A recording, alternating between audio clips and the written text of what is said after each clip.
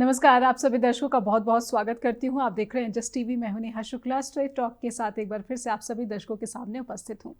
आज की straight talk हम करने जा रहे हैं यूक्रेन युद्ध को लेकर। अपनी स्ट्रेट टॉक में हम समझने जा रहे हैं कि मॉस्को में रूसी जो सुरक्षा बल प्रमुख हैं जनरल, उनकी हत्या की गई और इस हत्या की जो जिम्मेदारी यूक्रेनी जो खुफिया एजेंसी ने ली है, उसके बाद रूस ने बदला लेने की बात कही। और इसके साथ ही साथ रूसी राष्ट्रपति पुतिन ने ट्रंप के उस पेशकश पर इस तरह की टिप्पणी की है कि वो किसी भी वक्त अमेरिकी निर्वाचित राष्ट्रपति से बिना शर्त, यानी कि बिना किसी प्रियोर कंडीशन के संघर्ष विराम के लिए बातचीत को तैयार हैं, शांति पर चर्चा को तैयार हैं। तो क्या यूक्रेन युद्ध अपने निर्णायक दौर में प्रवेश कर चुका है? और जेलेंस्की, उनकी रणनीति क्या दिख रही है? वो यूरोपीय देशों के दौरे पर हैं, लगातार यूरोप से समर्थन जुटाने का प्रयास कर रहे हैं, लेकिन कहीं ना कहीं जो उनकी चिंताएं हैं वो उनके माथे पर, उनके चेहरे पर झलक भी रही हैं। आइए शुरू करते हैं आज की स्ट्रेट टॉक इन्हीं चिंताओं, इन्हीं सवालों के साथ।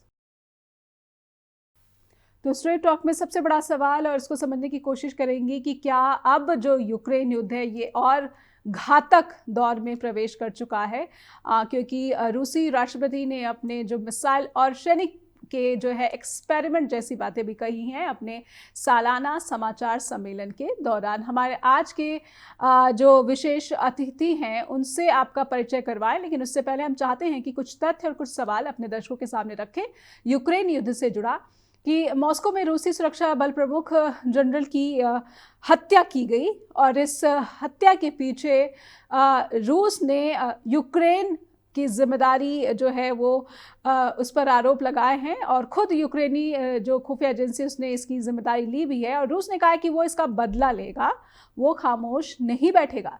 यूक्रेनी राष्ट्रपति कई यूरोपीय देशों की यात्रा पर है, नाटो प्रमुख से मुलाकात भी कर चुके हैं और कहीं ना कहीं यूरोपीय एकजुटता की वो दुहाई दे रहे हैं। अब यूक्रेन को कितना समर्थन इन देशों की यात्रा के जरिए हासिल हुआ, ये भी समझने की कोशिश करेंगे। ट्रंप प्रशासन के बाद, यानी कि जनवरी में जब ट्रंप अमेरिकी राष्ट्रपति की कुर्सी संभाल लेंगे, तो क्या जेलेंस्की और पुतिन की मुश्किलें बढ़ जाएंगी, या फिर जो शांति की बात ट्रंप ने कही है वो कहीं ना कहीं पुतिन के पक्ष में ज्यादा और जेलेंस्की की चिंताओं को ज्यादा जो है इस तरफ इशारा कर रही है। 2024 की बात की जाए तो ये साल भी समाप्त होने के कगार पर, और यूक्रेनी युद्ध रणनीति इस दौरान, इस पूरे वर्ष कैसी रही, इसको भी समझेंगे। हमारे साथ जुड़ चुके हैं defence issues expert major general Rajan Kochar. आइए उनका स्वागत कर लेते हैं। सर, बहुत बहुत स्वागत करती हूँ मैं आपका स्ट्रेट टॉक के मंच पर। जी सर, मेरा पहला सवाल। जी सर, मेरा पहला सवाल, मॉस्को में जो रूसी जनरल की हत्या हुई और इसके पीछे जिस टेक्निक का इस्तेमाल किया गया, उसे आप कैसे देखते हैं? उज़्बेक नागरिक गिरफ्तार हुआ, और जिस तरीके से मॉस्को में, और कहा जा रहा है कि मात्र 200 मीटर की दूरी पर जो है रूसी राष्ट्रपति का भी वहां पर आवास था, उसके पास ये स्कूटर पर बम छिपाया गया था। इस पूरी हत्या को, इस पूरे बम धमाके को जिस तरीके से अंजाम दिया गया, इसे कैसे देख रहे हैं सर?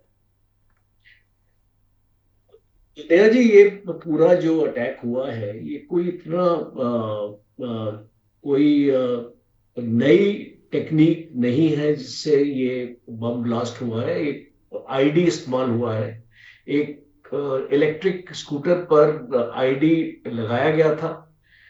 जो भी उज़्बेक एक नेशनल बंदा है जिसको इन लोगों ने पकड़ा है अभी, वो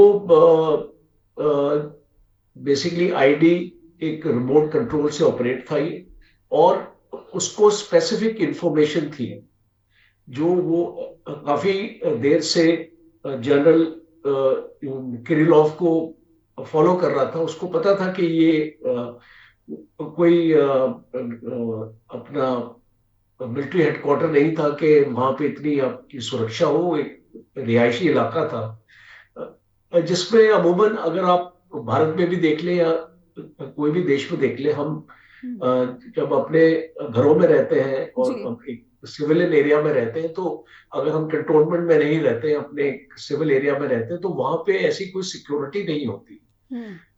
पर जो आश्चर्य की बात यह है कि एक लड़ाई का माहौल है दोनों देशों के बीच में, और जनरल किरिलोव एक बहुत ही अहम और पुतिन के जो इंटरनल कैबिनेट का हिस्सा थे जी।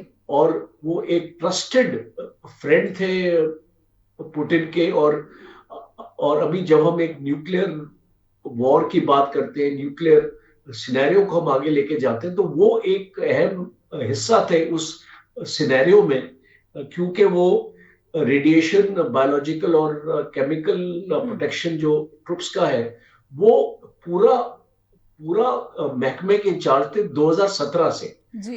तो आप देख सकते हैं कि 7 साल वो एक ही पोर्टफोलियो में रहे हैं। आप अमूमन फौज में अगर आप देखेंगे कि पोर्टफोलियो बदली होते रहते हैं लोगों के, पर यहाँ पे जनरल किरिलोव एक चीज स्टैंड आउट करती है कि पुतिन के वो इतने ट्रस्टेड आदमी थे, और बीच में एक एलिगेशन भी लगा था इनके अगेंस्ट, जो एक केमिकल अटैक हुआ था यूक्रेन में।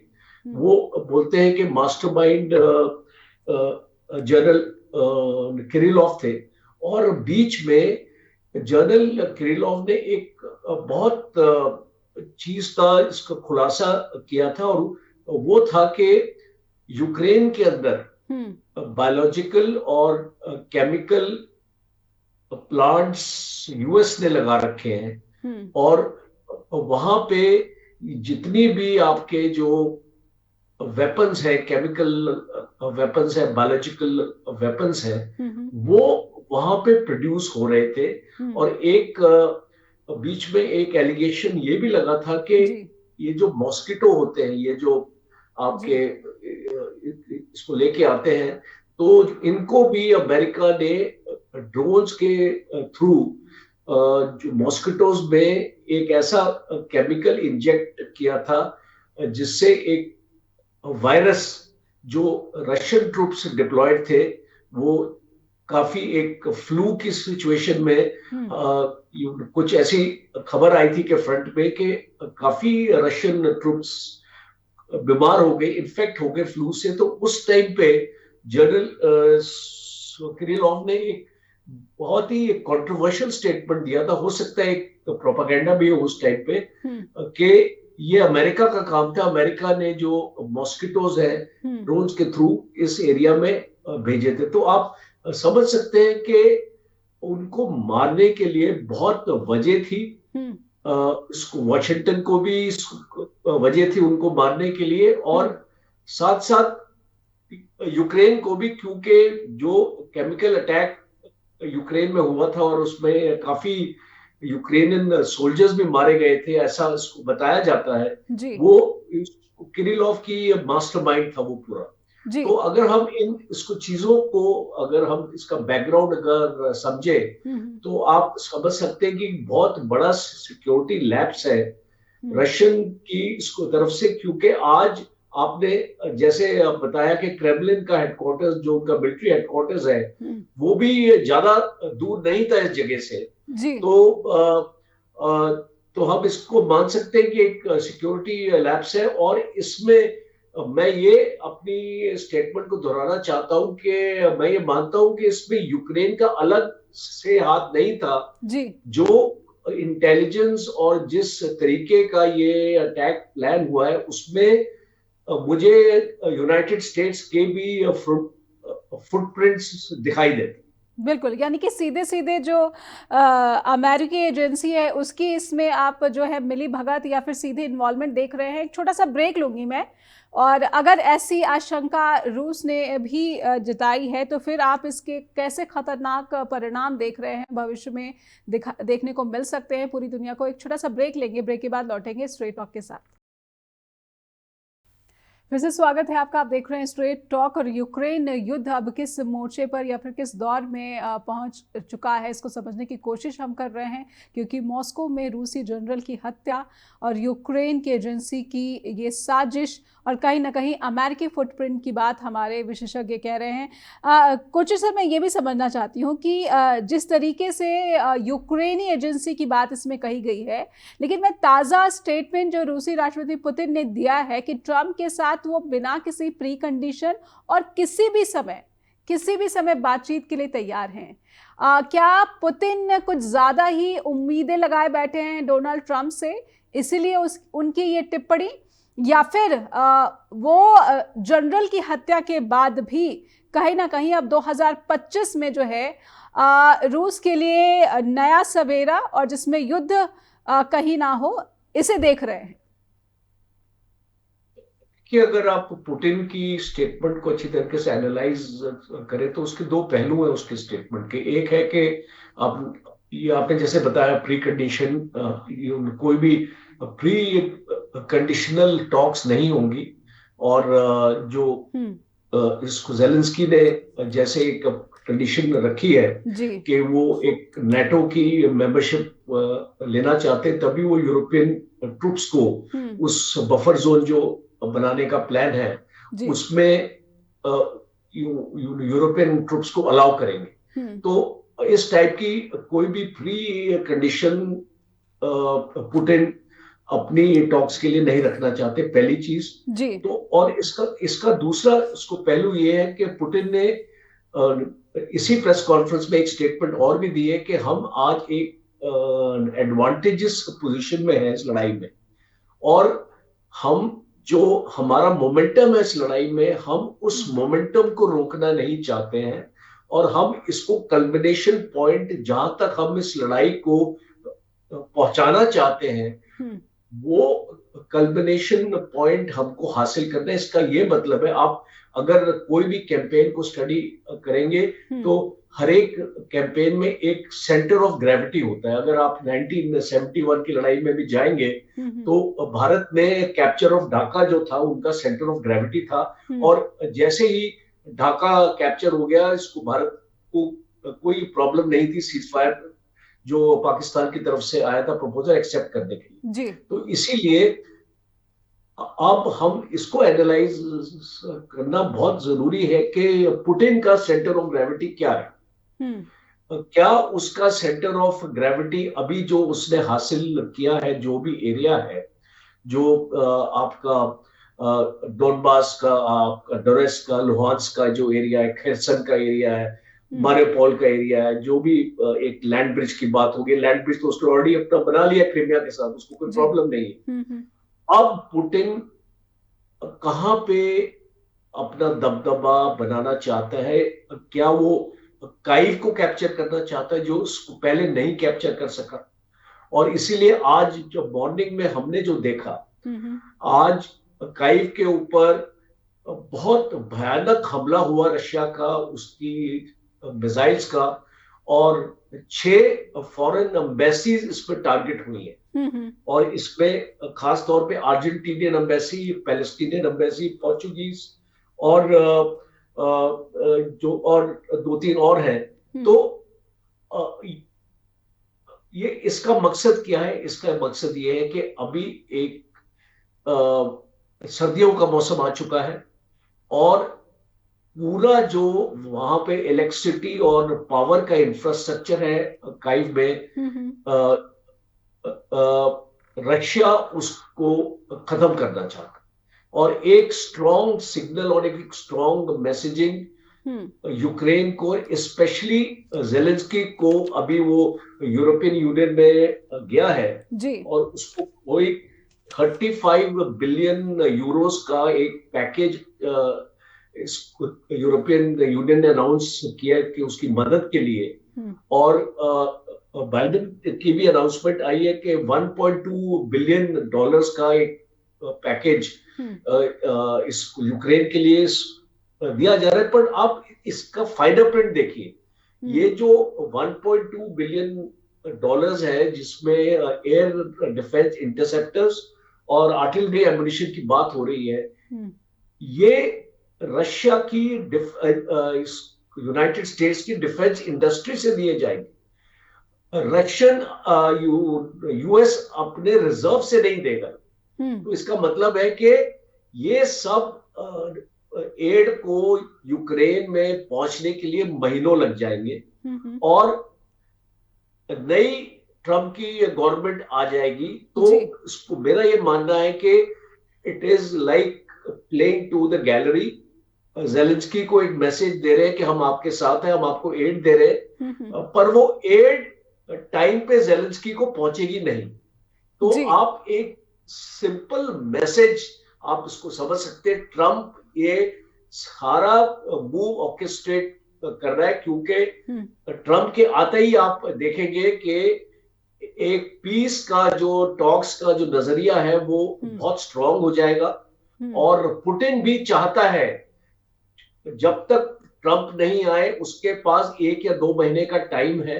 वो 1 या 2 महीने में इतनी भीषण गोलाबारी और इतनी टारगेटेड अटैक होंगे। आज आपने देख लिया साउथ ऑफ खार्किव में भी अटैक लॉन्च हो चुका है केरसन में जी। और जो एक कॉन्सेंट्रेटेड 4-5 जगह आज की जो रिपोर्ट है रशियन फोर्सेस यूक्रेन फोर्सेस पे हावी हो रही है 4-5 एरियाज में।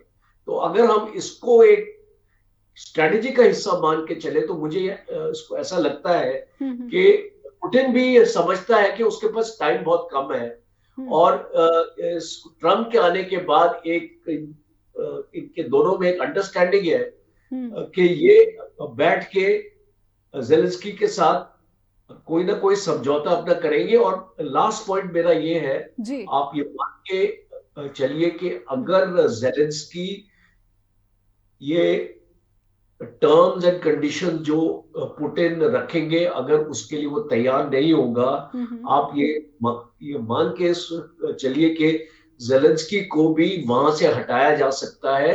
Trump is quite capable of carrying out इसको regime change in Ukraine to achieve इस लड़ाई को रोकने के लिए ट्रम्प किसी भी हद तक जाएगा।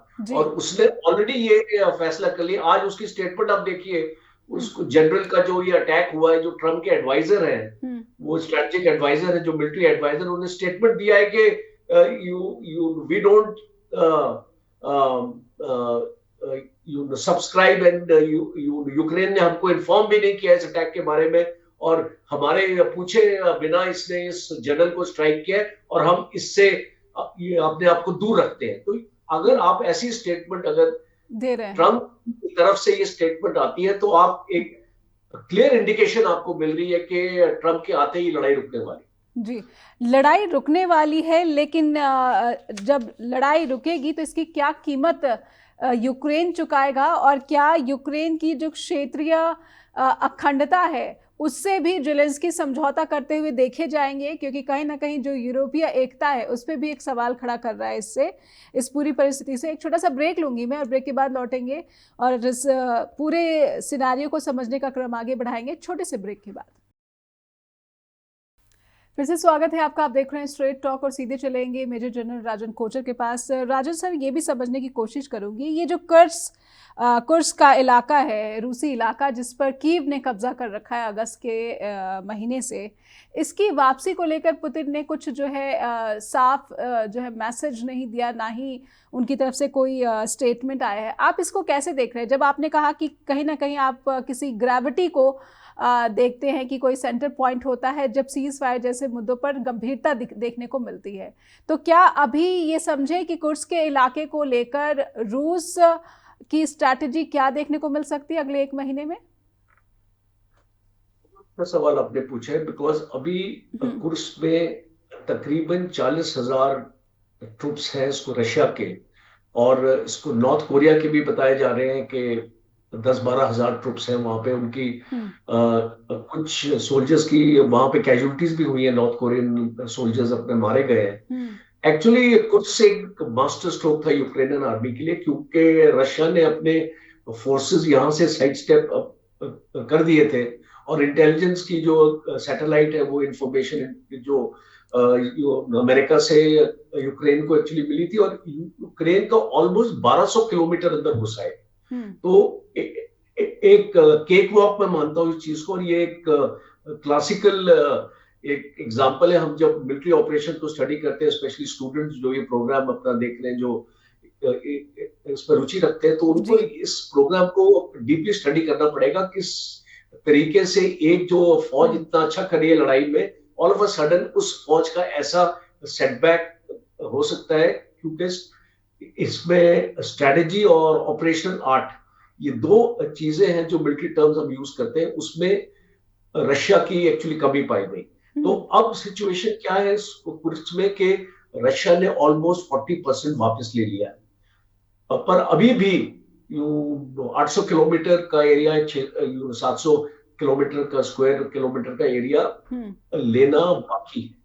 और प्रॉब्लम जो वहां पे यूक्रेन इस अपनी थ्रस्ट को एनफोर्स नहीं कर पाया कि उसके पास लॉजिस्टिक्स नहीं थे जी। देखिए, अगर आप कोई भी फौज एक देश के अंदर अपना लेके जाते हैं, उस फौज को वहां पे सस्टेन करने के लिए आपको एक लॉजिस्टिक चेन आपको स्टैब्लिश अपनी करनी पड़ती है, कि पीछे से आपको सामान आता रहे, आपका एमुनिशन की कमी होगी, आपके हथियार आपको रिप्लेस करने पड़ेंगे, आपको वेपन सिस्टम चाहिए होंगे।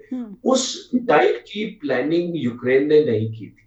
तो इस वजह से आज आप देख रहे हैं कि रशिया ने जो काउंटर ऑफेंसिव लॉन्च किया, उस काउंटर ऑफेंसिव में रशिया को बहुत सक्सेस मिला जी। और पुतिन ये इसको रीइंफोर्स करना चाहते हैं। सक्सेस हमेशा, जब हम मिलिट्री ऑपरेशन में बात करते हैं, success should always be reinforced and failure should never be reinforced. तो आज मैं ये कुर्स्क में सिचुएशन अभी देख रहा हूं कि रशिया का अपर हैंड है, यूक्रेन वहां पे लड़ रहा है जी, पर वो उस इंटेंसिटी से और उस सक्सेस रेट से यूक्रेन फोर्सेस को वहां पे सफलता नहीं मिल रही। पर इस टेरिटरी को वापस लेने के लिए रशिया को टाइम चाहिए होगा, और मुझे ये लगता है, मेरी ये इसको रीडिंग है कि कुर्स्क आपके नेगोशिएशन में आपकी एक अब जब बात करेंगे उनसे, अगर ये सीज फायर अगले 1-1.5 महीने में हो जाता है, तो मुझे नहीं लगता कि रशिया पूरा कुर्स्क पे अपना कब्जा अपना वापस कर पाए। ये एक लंबा ऑपरेशन रहेगा, और रशिया अगर इसको वापस नहीं कर पाएगा तो वो इसको नेगोशिएशन टेबल पे रखेगा, और इसको चाहेगा कि जब आप आपस में बात करें यूक्रेन से, तो रशिया भी कुछ कंसेशंस दे सकता है जो उसने टेरिटरी यूक्रेन की ली है, खास तौर पे खार्किव के एरिया में वो कंसेशन दे सकता है, और वो चाहेगा कि यूक्रेन कंप्लीटली विड्रॉ हो जाए कुर्स्क से। मेरी ये रीडिंग है, बट पुतिन चाहेगा इस सीज फायर को डिले करना।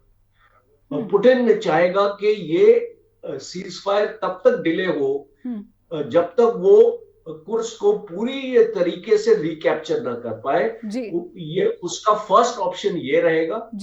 सेकंड ऑप्शन रहेगा, अगर वो मजबूर हो जाता है सीज फायर के लिए, या कोई ट्रम्प से कोई ऐसी अंडरस्टैंडिंग उसकी डेवलप हो जाती है, तो वो चाहेगा कि यूक्रेन यहां से विड्रॉ करे, और उसकी ये कंडीशन होगी सीज फायर करने की कि कुर्स्क से यूक्रेन फोर्सेस वहां से विड्रॉ करें, बिकॉज वो नहीं चाहेगा एक एंड स्टेट में। पुतिन भी अपने देशवासियों को बताना चाहता है कि हमने लड़ाई पूरी तरीके से जीत ली है, उसको अपने देशवासियों को वो ये नहीं बता सकता कि 400 किलोमीटर 500 किलोमीटर का जो कुर्स्क का एरिया है वो यूक्रेन के कब्जे में चला गया। बिल्कुल। तो इसको मैं मानता हूं कि ये चीज सामने जरूर आई।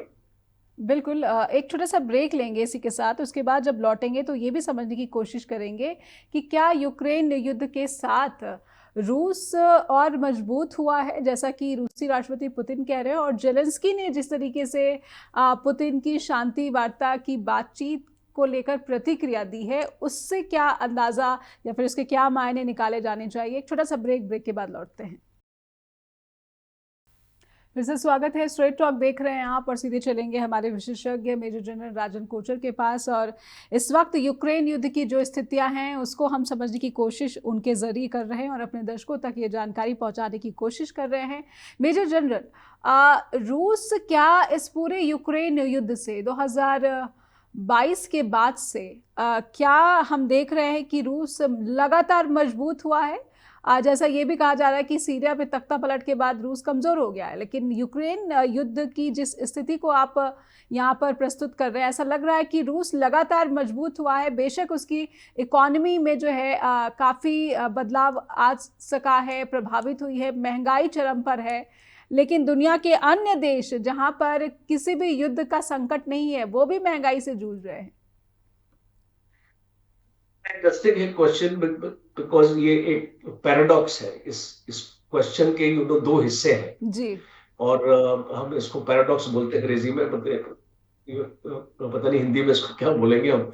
तो जो इम्पोर्टेंट ये है कि कोई भी देश लड़ाई पे अगर जाता है तो वो देश जी मजबूत नहीं हो सकता है, क्योंकि इतना खर्चा आता है लड़ाई में। एमुनिशन का एक्सपेंडिचर है, आपके हथियारों का एक्सपेंडिचर है, आपके हवाई जहाजों का एक्सपेंडिचर है, आपका स्पेयर्स, आपका पूरा आपका लॉजिस्टिक्स उस कंट्री का हिल जाता है। और उस कंट्री का जो मैन्युफैक्चरिंग बेस है वो आपके जितने भी रिजर्व्स होते हैं आपके कम हो जाते हैं, आपके जितने स्टॉक पाइल्स होते हैं वो आपके कम हो जाते हैं। तो एंड एनालिसिस ये है कि कोई भी देश अगर एक लड़ाई में जाता है तो उस लड़ाई के एंड तक हम उसको ये नहीं बोल सकते कि ये देश मजबूत हो गया है। पहली चीज जी, कहां पे मजबूती रशिया को मिली है वो एक बहुत इंपॉर्टेंट पहलू है इस क्वेश्चन का, इसलिए मैं बोलता हूं पैराडॉक्स। रशिया ने अपनी इंटरनल इंडस्ट्री जो है, उसकी जो डिफेंस की ताकत है, जो उसकी मैन्युफैक्चरिंग की ताकत है, उसकी जो रेजिलेंस वर्ड में इस्तेमाल करूंगा, रेजिलेंस है, वो रशिया में उभर के आया जी। रशिया ने रियलाइज किया है कि सैंक्शंस लगने के बावजूद जो इतनी तकलीफें आई हैं, उनके अकाउंट्स अमेरिकन बैंक में फ्रीज हो गए, उनका फॉरेन एक्सचेंज के ऊपर बहुत फर्क पड़ा है। ये उसके बावजूद रशिया और ताकतवर निकल के आया है। तो शायद ही ऐसा कोई देश होता जो ऐसे उभर के आता है इस लड़ाई में। तो ये मैं मानता हूं कि ये रशिया की एक जीत है, एक इसकी ताकत है जिसने रशिया को एक भरोसा दिलाया है कि अगर आप आत्मनिर्भर होंगे तो आप कोई भी मुश्किल का सामना कर सकते हैं, और वो भी मजबूती के साथ। और इसीलिए हम अगर भारत का इसमें कॉन्टेक्स्ट में इसलिए लेना चाहता हूं, तो भारत के लिए एक बहुत बड़ा लेसन है। हम आज आत्मनिर्भर इसको निर्भरता की बात करते हैं, मेक इन इंडिया की बात करते हैं, हम खाली लिप सर्विस कर रहे हैं। भारत हमको एक्चुअली अपना मैन्युफैक्चरिंग सेक्टर को मजबूत बनाना है, और जितना हम उसको जल्दी हासिल कर सकेंगे हमारे पास भी वैसी रेजिलियंस आएगी जो हम रशिया में देख रहे हैं। आप देखिए इसको, रशिया ने एक अपनी जो उसकी ताकत थी, उसकी ताकत एनर्जी में थी, उसकी ताकत ऑयल में थी, इसको रशिया ने अपना डाइवर्सिफाई किया, अपना सप्लाई चेन को बदला, और रशिया ने डिफरेंट स्ट्रैटेजी लगा के, जैसे कि ईरान, चाइना, भारत, जो ऐसे देश हैं जिनके पास पैसा था ये खरीदने के लिए, रशियन इकोनॉमी से इसको मदद मिली जी। और इसीलिए आपने इसको देखा होगा, ब्रिक्स भी आपका मजबूत हुआ। अगर आप इसकी अगर आप इसकी कॉलोनी में जाइए तो आप देखेंगे एससीओ मजबूत हुआ, आपका ब्रिक्स मजबूत हुआ, और जो भी एंटी वेस्ट अलायंस है वो आपका मजबूत। तो आज आपने इसको अमेरिका की, रशिया की लड़ाई की वजह से आपने देखा चाइना साथ मिल गए हैं जी। इस रशिया और नॉर्थ कोरिया साथ मिल गए। तो अगर ये लड़ाई नहीं होती तो रशिया और चाइना को इस तरीके से अपने साथ इसको नहीं जुड़ सकते थे। तो मैं ये मानता हूं कि अमेरिका की ये बिगेस्ट स्ट्रेटेजिक हार है, क्योंकि इस लड़ाई की वजह से हमने एक रीअलाइनमेंट ऑफ फोर्सेस देखी है। बिल्कुल जी। और ये रीअलाइनमेंट जो है इसमें, इससे रशिया को बहुत ताकत मिली। जी, तो रशिया को कहाँ से ताकत मिली? लेकिन अगर रिसोर्सेज और बाकी संसाधनों की बात की जाए तो कहीं ना कहीं युद्ध से नुकसान, भारी नुकसान उठाना ही पड़ता है। लेकिन मैं समझती हूँ कि क्या अगर रूस इस युद्ध से जिस तरीके से लड़ता रहा है या फिर मोर्चा संभालता रहा है, जेलेंस्की का जो भरोसा है यूरोपीय संगठन पर, नाटो पर, क्या इससे नाटो की एक बार फिर से पोल खुल गई है और उनका अति आत्मविश्वास, इस पर भी प्रश्न चिन्ह लग रहा है? और मैं समझना चाहूंगी कि 2025 नाटो की एकजुटता और अमेरिकी प्रभाव इस संगठन पे कैसे देख रहे हैं आप? देखिए, इसको जेलेंस्की को शायद अभी राइटिंग ऑन द वॉल इसको मिल गई, इसलिए वो भागा गया यूरोपियन यूनियन के पास, बिकॉज वो जानता है कि अभी जो यूक्रेनियन की फौज है वो थक चुकी है। काफी यूनिट्स में म्यूटिनी हो रही है, बगावत हो रही है, वो लड़ना नहीं चाह रहे। और जो इस तरीके से यूक्रेनियन सोल्जर्स की कैजुअलिटीज हो रही हैं, उनका मोराल काफी डाउन है, उनके पास उस टाइप के हथियार नहीं है, ये इस टाइप के आपके पास एम्युनिशन नहीं है जिससे वो रशिया का मुकाबला कर सके। तो अभी एक ये वन साइडेड लड़ाई बन गई है, इसीलिए जेलेंस्की इधर उधर दौड़ रहा है कि उसको कहीं ना कहीं से मदद मिले। और आपको, जैसे आपको मैंने बताया कि अमेरिका ने अनाउंस तो कर दिया है कि आपको $1.2 बिलियन दे रहे, पर वो जो हथियार सामान आते हुए महीना लग जाएगा, तो उसका कोई एक्चुअली फायदा नहीं है। वो it's basically only a psychological thing जी। तो मुझे ऐसा लगता है कि अब जेलेंस्की का साथ मुश्किल है। इसको यूरोपियन यूनियन चाहे अपनी जितनी भी कोशिश करे, उसको जो ज्यादा अपनी मदद नहीं मिल सकती। और जहां पे जेलेंस्की डिपेंड करता था कि उसको नेटो का हिस्सा बनाया जाएगा, बिकॉज एक बार नेटो का हिस्सा वो बन जाता है तो उसको एक प्रोटेक्शन मिलती है रशिया से, वो शायद उसको नहीं दिया जा रहा है जी। तो सबसे बड़ा उसको झटका तो उसको नेटो से है जी। और मुझे लगता है कि बस अभी उसके दिन कम रह गए हैं, और अभी कुछ महीनों की बात है जब आप ये देखेंगे कि इस लड़ाई के बाद उसको, मुझे लगता है जेलेंस्की को भी उसको वहां पे नहीं रखा जाएगा, बिकॉज अब वो एक एक्सपेंडेबल फोर्स बन चुके हैं। और इसको मुझे लगता है एक नई हुकूमत आएगी यूक्रेन। क्या यूक्रेन और जेलेंस्की का जो हाल है, ये इससे एक बात ये फिर से स्थापित हो गई है कि जो दुनिया की तमाम ताकतें हैं वो छोटे मुल्कों को अपने हितों के लिए एक मोहरे की तरह इस्तेमाल करते हैं?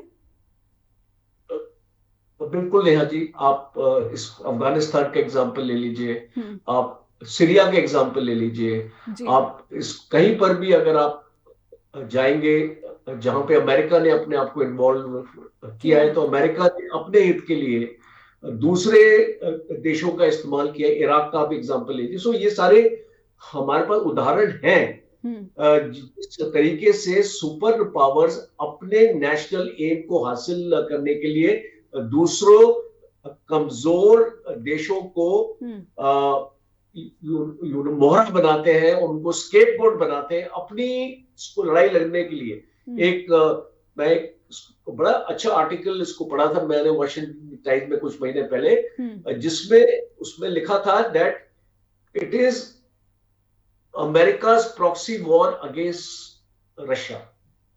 तो इस Ukraine is a proxy to America, और वो अमेरिका की लड़ाई लड़ रहा है, अपनी लड़ाई नहीं लड़ रहा। बिकॉज अगर जेलेंस्की को थोड़ी बहुत भी अकल होती, अगर वो एक अच्छा लीडर होता, तो वो आज अपने देश को एक ऐसी सिचुएशन में नहीं लेके, आप जानते हैं कि 80% इंफ्रास्ट्रक्चर जो यूक्रेन में वो खत्म हो चुका है। जो उनके जो एनर्जी, उनके जो पावर रिसोर्सेज है, उनके जो न्यूक्लियर प्लांट्स हैं जो ये इसको जनरेट अपना करते थे पावर और एनर्जी, वो सारे खत्म हो चुके हैं जी। तो इसको दशकों लग जाएंगे यूक्रेन को उभरने के लिए। और यूक्रेन ने क्या हासिल किया जी? At the end of the day, अगर ज़ेलेंस्की अपने एक शांत दिमाग से इसको रिफ्लेक्ट अपना करेगा कि पिछले 2-2.5 साल में ये जो लड़ाई चल रही है उसमें यूक्रेन को क्या मिला, तो उसको अपने आप ही आंसर नजर आ जाएगा इस चीज। बिल्कुल। मैं रूस की जो मौजूदगी सीरिया में है, और पुतिन ने इसे लेकर भी जो है स्टेटमेंट दी है कि वो जो न्यू वहाँ पर रिजीम शुरू हो रहा है, या फिर जो न्यू रूलर्स है, शासक है, उनसे वो आग्रह करेंगे कि रूसी जो सैन्य बेस है उसको वहाँ पर बने रहने दिया जाए। और वो ये भी कह रहे हैं कि असद सरकार के पतन से रूस कमज़ोर नहीं पड़ा है सीरिया में। इसे कैसे देख रहे हैं सर? ये तो इसको पूरा वर्ल्ड इसको जानता है कि इसको रशिया का जो दबदबा जो था इसको सीरिया में अभी उस प्रकार से नहीं है। और खास तौर पे जब पूरी सीरियन मिलिट्री को इजराइल ने खत्म कर दिया है, उसके वॉरशिप्स को उसके पोर्ट्स में ही नष्ट कर दिया है, उसके फाइटर प्लेन्स भी खत्म हो गए, तो अब रशिया की वहां पे स्टैंडिंग बहुत कमजोर हो गई। अब रशिया ये एक्सपेक्ट कर रहा है, क्योंकि इसको रशिया के जो इसको बेसिस है लटाकिया में, और जो इसको बाकी एरियाज में एयर बेस, चार एयर बेसिस हैं रशिया के वहां पे, और इसको एक तो टाटस में और एक लटाकिया में जो इनके नेवल अपना बेसिस है। वो रशिया इसको चाहता है कि वहां पे अपनी मौजूदगी बना के रखे। उसके लिए वो जितने इसको रेबल्स हैं, स्पेशली एचटीएस, वो जो उनके साथ उसने तालमेल ऑलरेडी बना लिया है जी। और जो सीरियन की जो सिचुएशन है, जो उनका जो रेबल लीडर है, वो भी चाहेगा कि रशिया का प्रेजेंस वहां पे बना रहे, क्योंकि आज उसको सारी जो मिलिट्री ताकत है सीरिया की खत्म हो गई है। और अगर उसको इजराइल को काउंटर करना है तो उसको रशिया की मदद लेनी पड़ेगी। तो मुझे ये लगता है आने वाले वक्त में आप वहां पे रशिया का प्रेजेंस सीरिया में देखेंगे, और रशिया का ना सिर्फ प्रेजेंस बल्कि प्रभाव भी बढ़ता हुआ देखेंगे। अगर एचटीएस जैसे विद्रोही गुटों को रूसी सेना की अभी भी जरूरत है, आवश्यकता है टू फाइट विद इजरायली तुर्की। देखिए, इसमें यूनाइटेड स्टेट्स बहुत बड़ी गेम इसको खेल सकता है। तो इसको सीरिया और यूक्रेन को जब हम इसको तोलते हैं कि जब उसको नेगोशिएशंस होंगे, क्या होगा क्या नहीं होगा, ये एक्चुअली लिंक्ड है।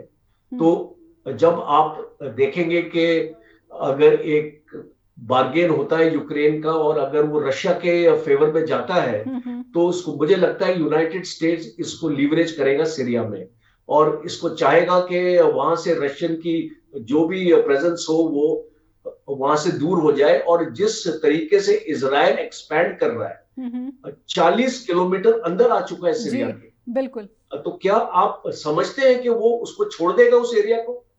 तो मुझे नहीं लगता कि इसको रशिया को वहां पे इतनी आसानी से अपने बेसिस को इसको संभालने की परमिशन।